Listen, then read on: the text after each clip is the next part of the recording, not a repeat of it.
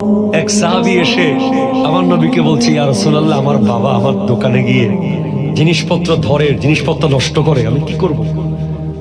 আমার নবী বলছেন, আনতা ওয়া মালুকা লি আবিক, তুইও তোর বাপের, তোর সম্পদ তোর বাপের। আপনি পয়সাওয়ালা, দান করেন নিজের হাতে, বাপ বাসায় আছে না। আপনি মসজিদে টাকা দেবেন বাবার হাত দিয়ে,